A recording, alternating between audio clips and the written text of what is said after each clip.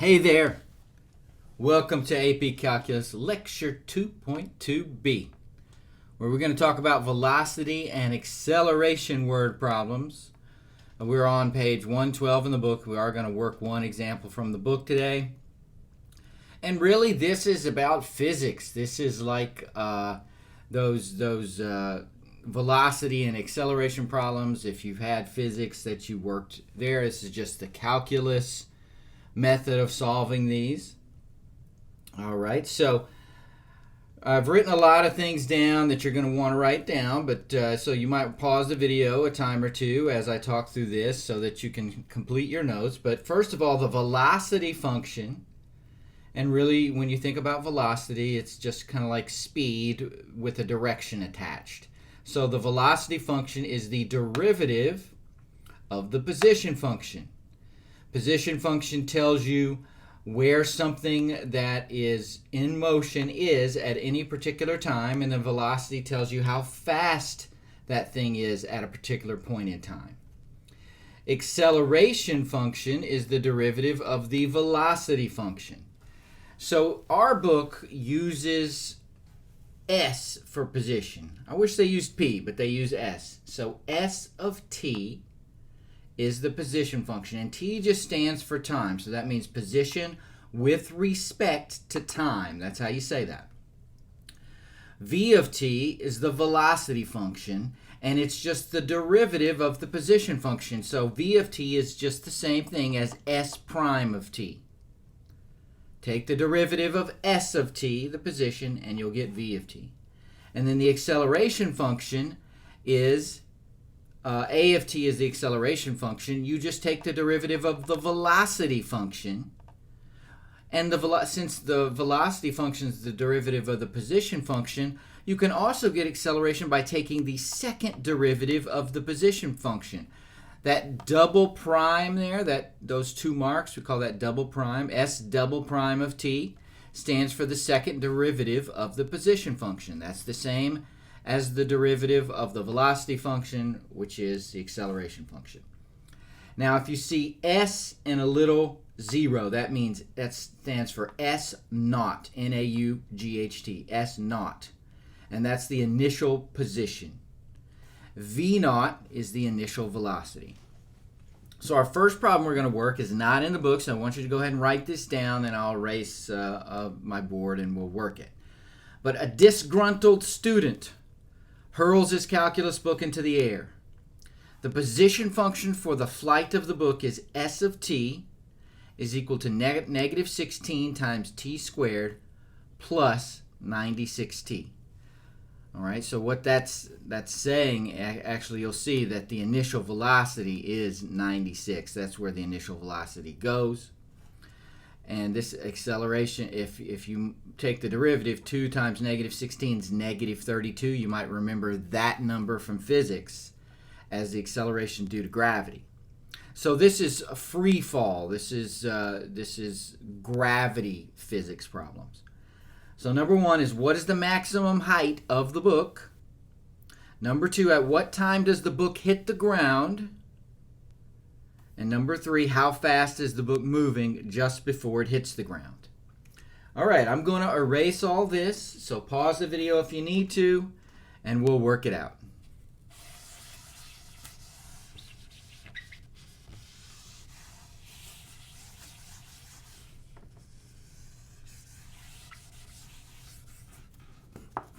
Okay, question one. What's the maximum height?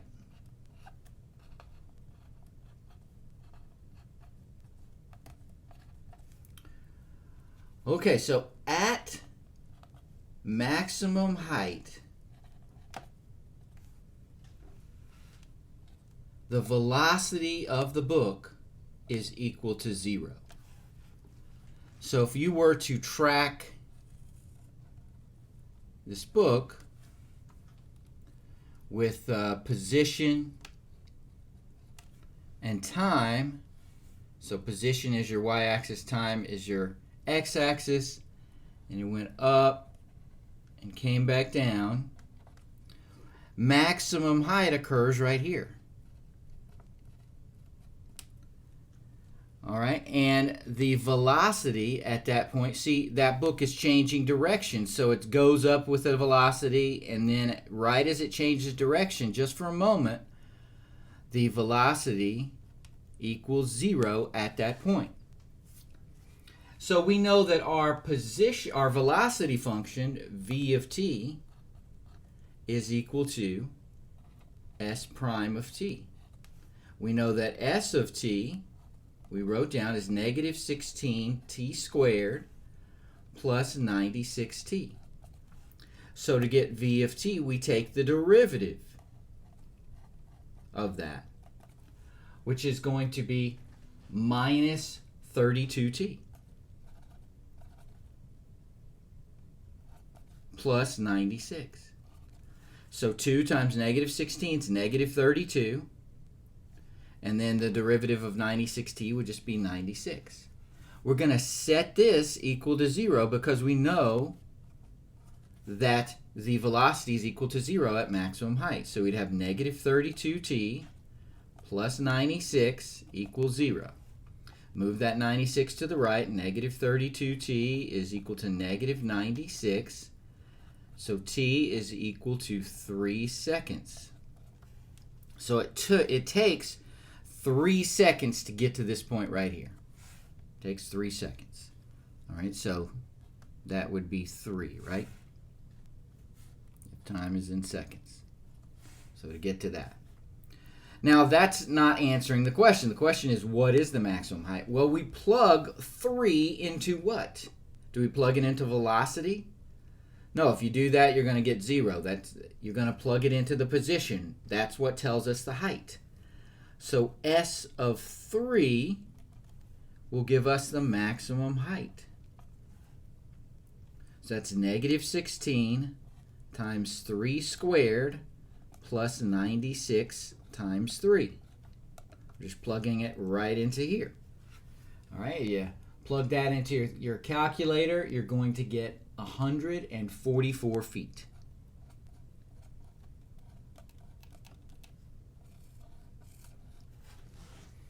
All right, pretty cool, and that's one heck of a heave for that book. Our calculus book is quite big, so if you can throw it up 144 feet, you're doing pretty well. All right, number 2. What time, how long really in time to hit the ground? Well, what is the position when it hits the ground? So it's going up, coming back down, boink, it hits the ground. Well, the position is 0. So we're going to set s of t equal to 0 and solve for t. So I have negative 16 t squared plus 96t equals 0. So there's not even any calculus involved here. With part 1, we had some calculus. We had to take the derivative, right? We could factor out, if we want here, a negative 16t, right? So negative 16t times t, and then that's going to be minus 6 equals 0. So 96 divided by 16 would be 6. If you're not sure about that, just check by distributing that negative 16t, and you'll see that that works out. So t is going to be 0, because 0 would make all of this 0, and 6, right? Put a 6 there. That would make this part 0, and then the whole thing 0. 0 and 6. Well, we know that it doesn't take 0 seconds. That's an extraneous solution. That's at the very beginning of the flight. So the answer is going to be 6 seconds. All right, so the time to go all the way up and to come back down, 6 seconds. Well, maximum height occurs at halfway in the journey, so it makes sense. You could have just multiplied 3 times 2 if you remembered that part from physics. All right, and then part 3 is how fast is it moving at the ground, or just before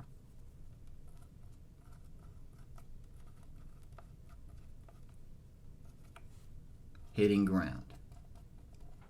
You don't have to write these questions again. That's just since I erased it, I wanted to put that in there.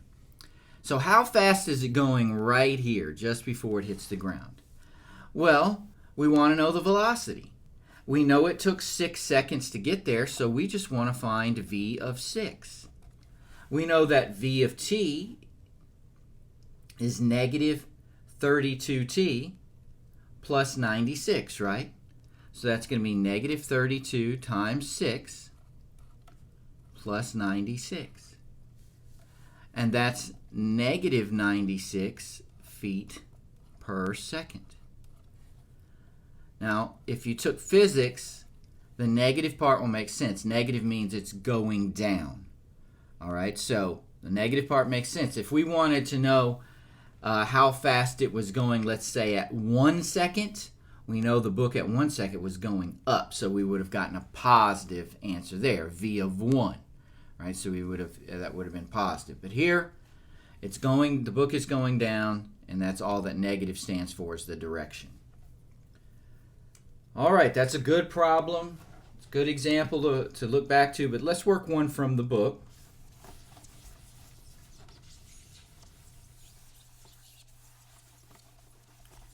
We're going to work number 71.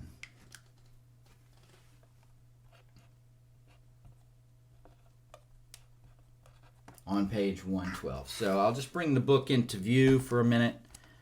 71 says in exercise 71 and 72, we're not going to do 72 part of your homework, use the position function s of t is negative 16t squared plus v naught t plus s naught for free falling objects. So a silver dollar is dropped from the top of the World Trade Center, which is 1,362 feet tall. Determine the position and velocity functions for the coin. We're going to determine the average velocity between 1 and 2 seconds, that interval. Find the instantaneous velocities when t is 1 and t equals 2. Find the time required for the coin to reach ground level. And find the velocity of the dollar just before it hits the ground. All right. So we have s of t is equal to negative 16 times t squared plus the initial velocity times time plus the initial position.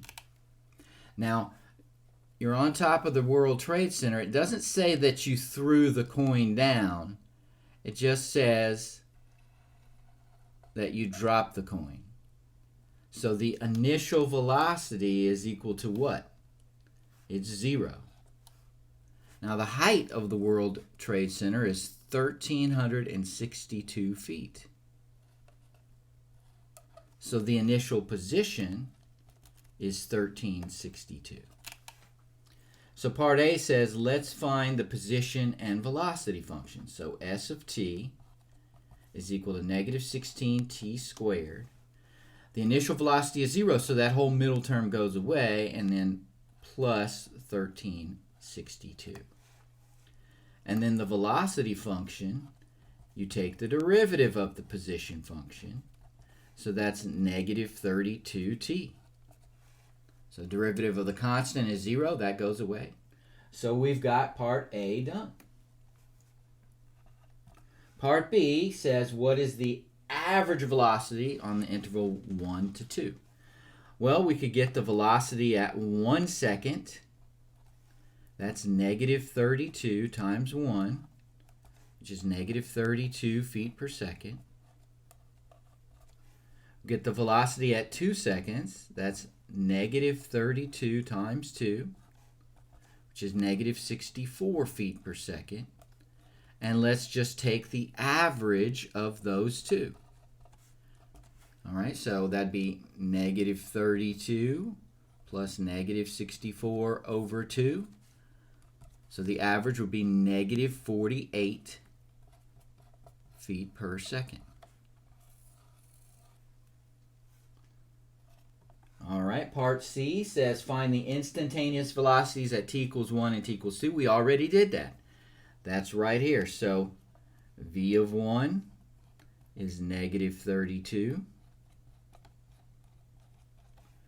And v of 2 is negative 64. So probably they should have asked part C before part B. All right, part D. Find the time required for the coin to reach ground level. Okay, so just like on our last example, we want to know, okay, what's the position at ground level? Well, it's 0, right? 0 feet at the ground.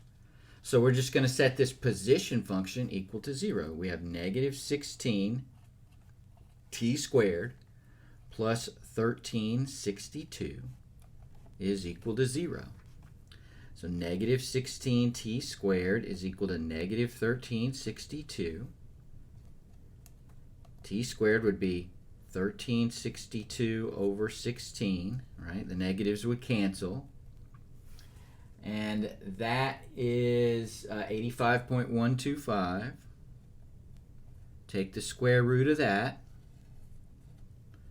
And then t would be 9.23 seconds.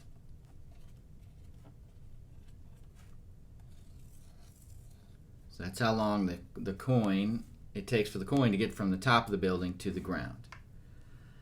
And then part E says find the velocity just before it hits ground. Well, the velocity at 9.23 seconds. That's going to be negative 32 times 9.23. Because we're going back to part A here. Negative 32 is v of t. And that is, let's see, negative 295.4 feet per second. So you're going to want to get out of the way because that joker's moving pretty quick. And it's a silver dollar, so it's kind of heavy. So that would produce one heck of a boo-boo on your noggin, wouldn't it? All right, let me erase this, and I will give you your homework.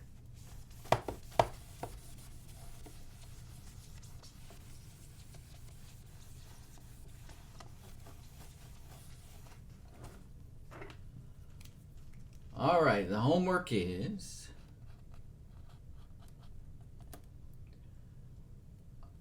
on page 112, 72,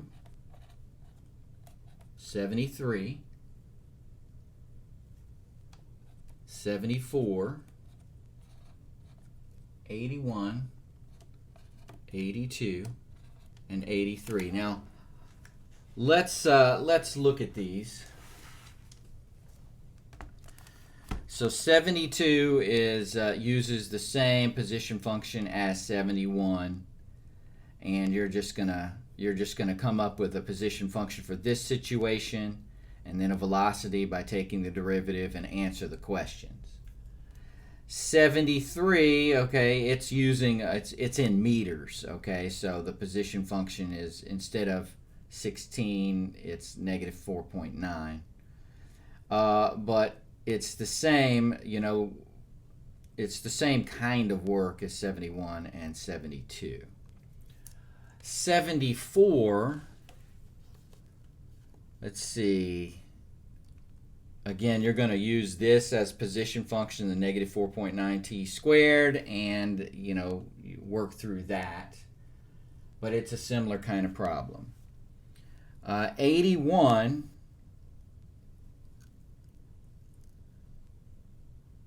so 81 is not really a velocity function, so it says the area of a square with sides is given by a equals s squared. Find the rate of change. Rate of change, so for 81, to get a rate of change, what do? You just take the derivative. We're in the derivative chapter, so if you don't know what to do, take a derivative. All right, 82, same thing. Rate of change is the derivative. And then 83, you're finding instantaneous rate of change again.